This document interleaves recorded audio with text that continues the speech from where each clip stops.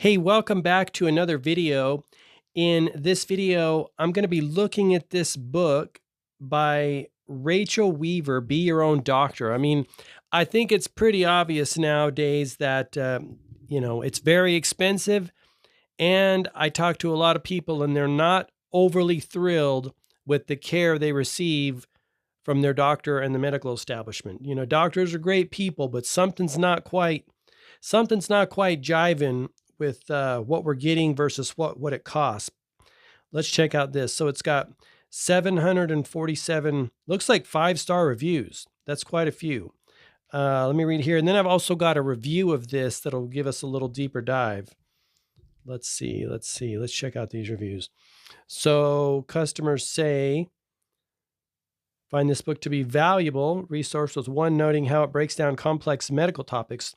Moreover, the book provides many remedies for common issues and is an easy read with real life stories throughout. Additionally, customers appreciate the inexpensive treatments for various health problems. Okay, so incredible resource for anyone interested in health. I'd never heard of this book before, by the way, but I just wanted to do a dive into the topic of being your own doctor because it's super important to me. No one's going to care about your health more than you.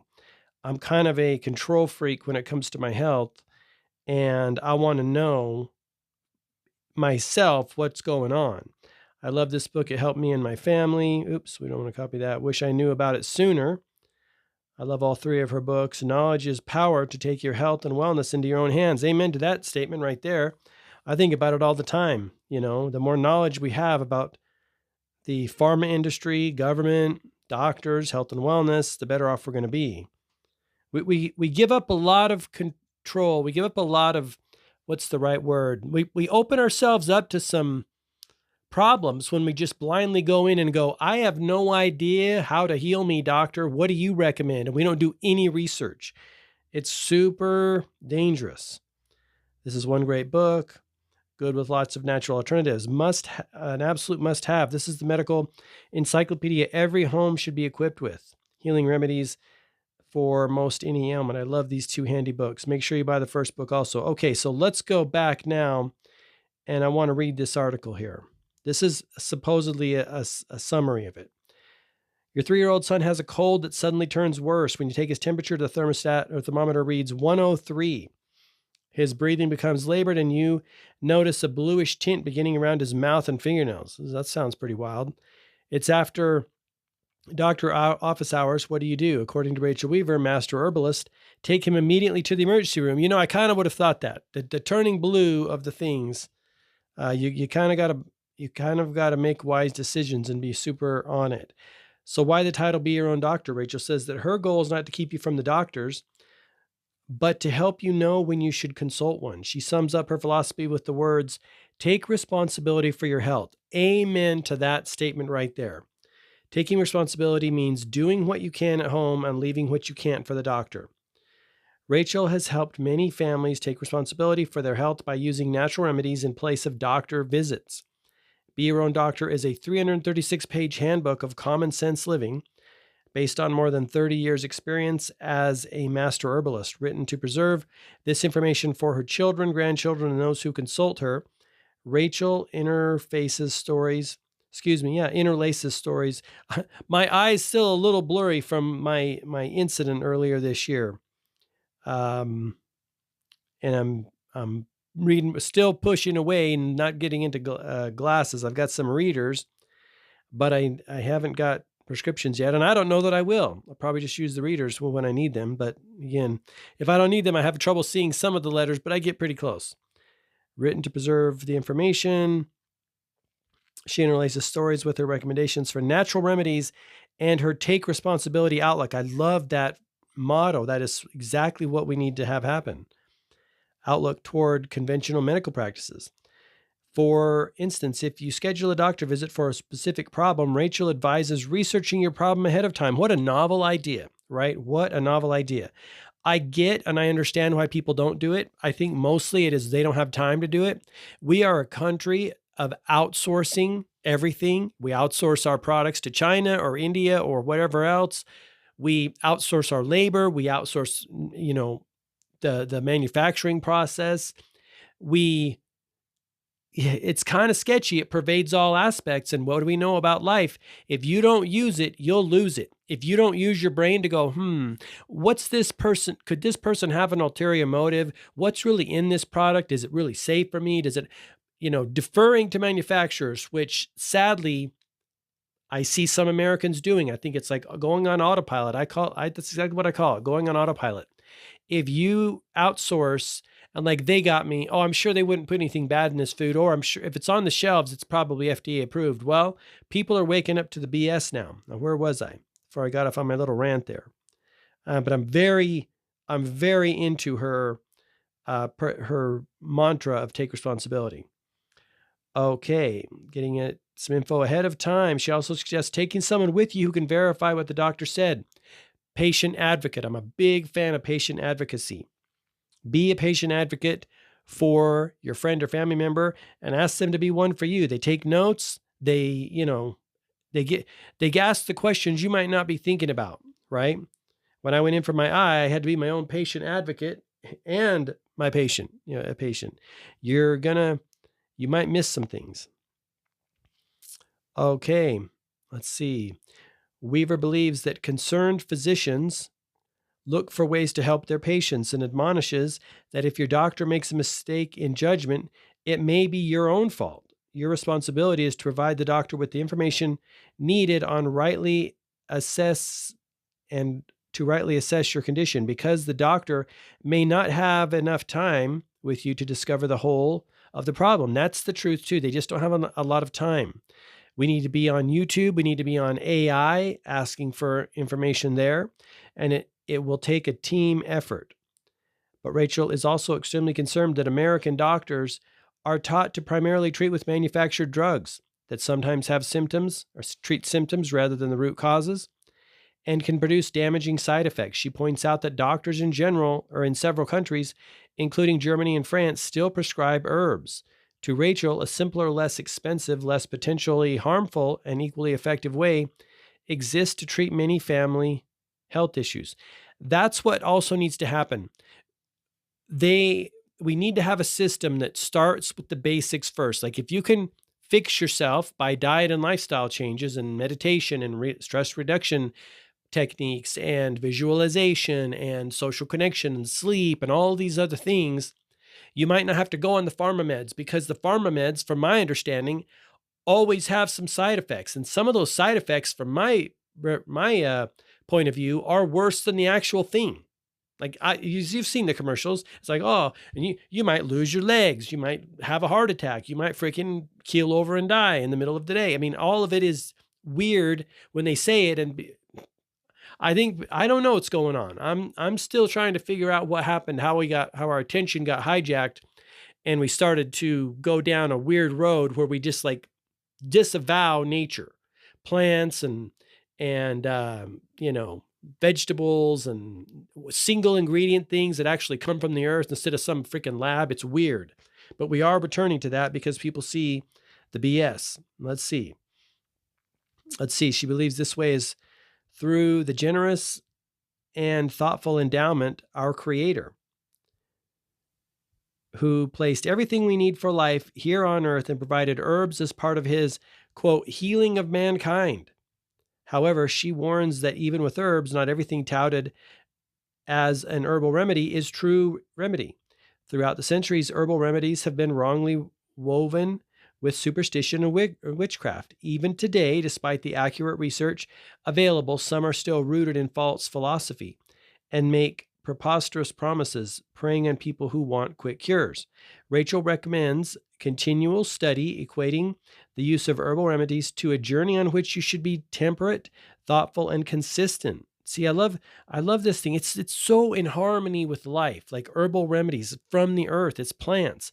I don't think God put us down here and said, okay, wait thousands of years till pharmaceutical industries form so you can be healthy. Like it's so backwards. It's so backwards. And I also don't think that we're down here to be slaves so that we have to work our whole lives just to pay for medical care or just to pay for a pharmaceutical product. It's weird, right? They're clearly They clearly have a racket going.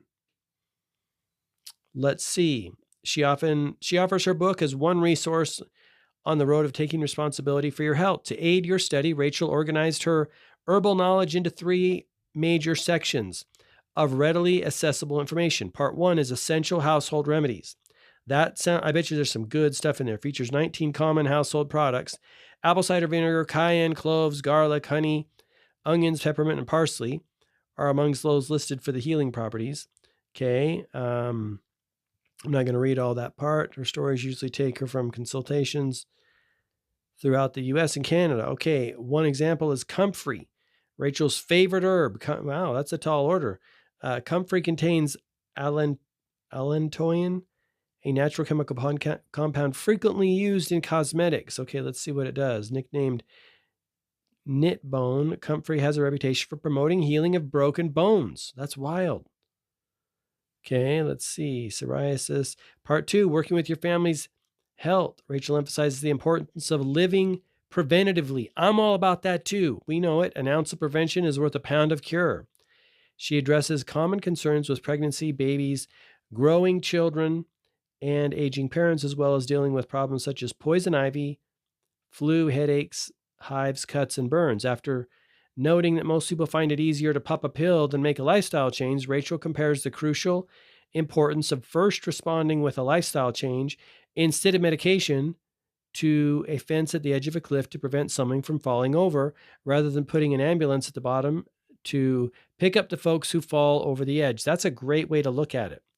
The question I would ask myself and anyone who I was talking with is this: do you think that if you have a health scare and you're in the hospital, or you're maybe, on your deathbed, that you would, if given another opportunity, make a radical change in your diet and your lifestyle? Like if you imagine yourself in that situation, scared AF, knowing that you caused 80% of it, or as some believe, genetics loads the gun, lifestyle pulls the trigger and does us in.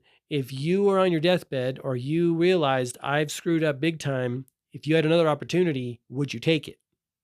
And if the answer is yes, that means immediately now, today, you take that opportunity. However, I realize that sometimes we need a massive jolt, like a massive shake-up in our life to get serious about life again, because we go on autopilot. That's been my experience. So let's see what else she's got to say here. I love that analogy, though. Continuing her case, Rachel cites an article by Dr. Barbara Starfield of the Johns Hopkins School of Hygiene and Public Health in the Journal of the American Medical Association, stating that 250,000 deaths per year are caused by medical errors. Making it the 3rd largest cause of death in the United States. 3rd largest, following heart disease and cancer. She encourages families to learn how to work with your body so that you are ready and better able to handle the health and safety issues when they come, and not to depend on a pill for everything. That's fantastic. Yeah, 3rd leading cause. Planning ahead is stressed in part 3, addressing the importance of being prepared and well stocked with supplies for first aid and illnesses. After providing information on how to prepare herbs, she gives recipes for teas, tinctures, tonics, and salves. Rachel includes 3 lists of recommended resources: 1 of the helpful books, 1 of supplies to keep on hand, and 1 supply company. She ends with a quick reference emergency chart, shares her knowledge. She challenges yours. As a master herbalist, she urges families to take responsibility for your health and to discover herbs, the plants God gave us for food, medicine, and enjoyment. Yes, love it. I love it. All right, there it is. How to be your own doctor. Now, as you know, may or may not know, there is a health and wellness area in One Life. That's the system that I created to help you win the game of life. Living by design, not by default. Creating consciously, right? Designing your life consciously, as opposed to just living it and hoping for the best. Carl Jung said, if you don't make the unconscious conscious, it will rule your life, and you'll call it destiny. You'll call it fate. If you don't bring that to your conscious level of awareness, and say, what do I want, and do I want this? And it starts with how you want to feel about yourself, and how you want to be in relation with yourself, right? When you look at yourself, do you think, hey, you're doing pretty well. You're doing pretty well. You can always do harder, and I'm going to push you harder, but you're doing pretty well. Or do you look at yourself and go, oh my gosh, what a loser. Dude, you are a straight up loser, right? It's that relationship we have with ourselves. And healing that first heals every other relationship in our experience and our circumstances, including our relationship with things, right? Including our relationship with things. Definitely our relationship with other people. If you don't love yourself, there is a 99.9% probability you're not going to be able to love someone else. If you don't respect yourself, there is a 99, you know the deal. We go all the way through it. If you don't believe in yourself, if you don't trust and value and acknowledge and appreciate yourself, you're not going to appreciate others. Like, you got to know what it feels like in order to do it, right? If you were raised by a parent who didn't know how to do some of those things, maybe they didn't have self-love, or didn't have self-worth, or didn't have self-trust or self-confidence, how are they going to teach you that? They're not. I once listened to an article, and I thought it was fantastic. It was an interview. And these two, I believe, were psychologists. The two parents were psychologists, and they told this interviewer, they said, we didn't really care. We weren't concerned about many of the things that parents are concerned with. Our highest goal was raising a child with empathy so that they could understand what others feel like and could relate emotionally to the feelings of others. So raising a child with empathy, that was their number one goal. I look at it as having emotional intelligence, right? You see these people that don't have emotional intelligence, they're just kind of free floating. Like, they're not engaged with those around them to the degree that they could be. I'm not saying they're not totally disengaged, but wouldn't it be nice to engage 100% with the people around you and your environment, so you're totally awake and aware, right? And tuned in to them? This is more, I know, related to people, but they said the biggest goal was raising a child with empathy. All of these things, all of these ideas are inside of the done for you, all-in-one system for living that I call One Life. And you can learn more at thisismyonelife.com. It's a game, it's a system, it's a guide, it's a process for daily practice and moving into your life purpose and playing the game of life, quite frankly. Again, you can learn more at thisismyonelife.com. Go check it out. Thanks for listening to this video. I really appreciate you. If you know someone who might find this topic interesting, share this video. And until next time, I wish you all the best health, wealth, and success. Have an awesome day. Bye-bye.